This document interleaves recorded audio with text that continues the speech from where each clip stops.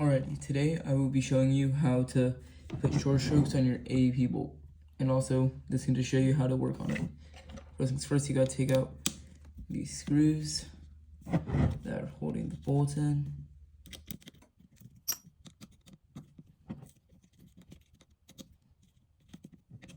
Alrighty, so once you got them out, you're gonna put down your Allen wrench and take your rear iron sight, put it somewhere else, and you can just pull out your bolt.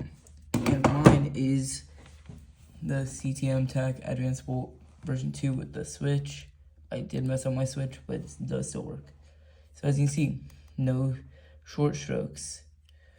So we're gonna have to take a screwdriver and unscrew these two screws.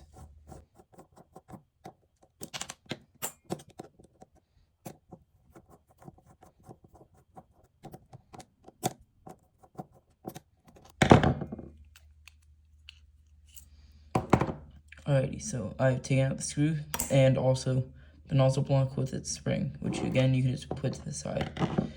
So now you don't need to do anything with the nozzle, but if you want, you can take it out if you need to lube it or just look at it, or if you're replacing it.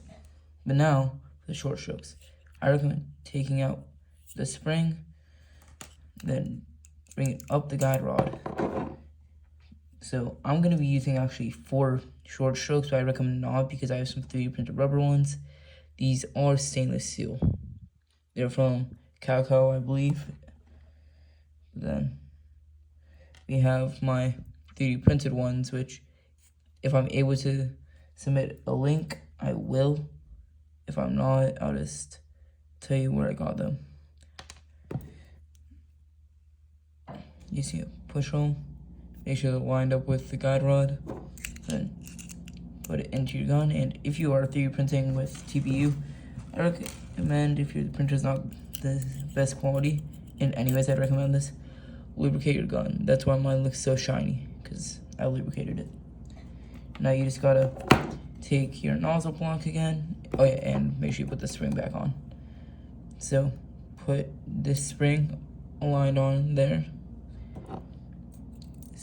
Put it in like this, so it's going to that little guide. Push it down. I recommend just putting your thumb over it. Grab your screw, grab your screwdriver, and just start screwing, which then you don't need to hold it with your thumb. And you'll be pushing it as you screw it in.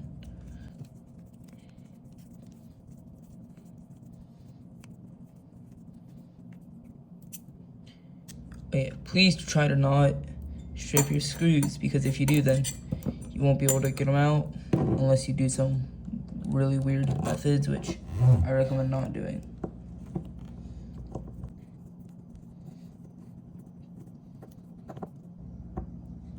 Alright, I got all this tightened.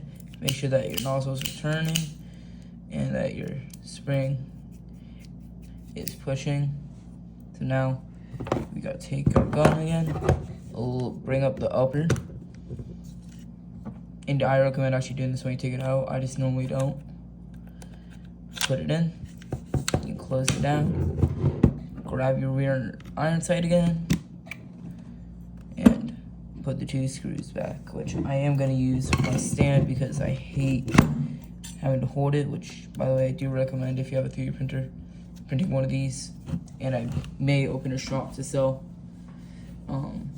AAP items, and eventually maybe high kappa, because I may get into high kappas. For an M4 though, due to the fact that I'm not a big M4 guy, I do prefer them for my rifle, but I just don't use my rifle too much.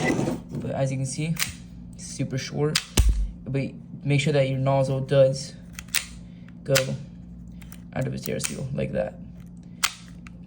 And I recommend checking that it's able to feed, because mine can feed, but hardly. And yeah, if you have any questions about my AAP, feel free to ask, which next video will be on how to tune the trigger. Alrighty, stay tuned for that. No pun intended. Have a good one.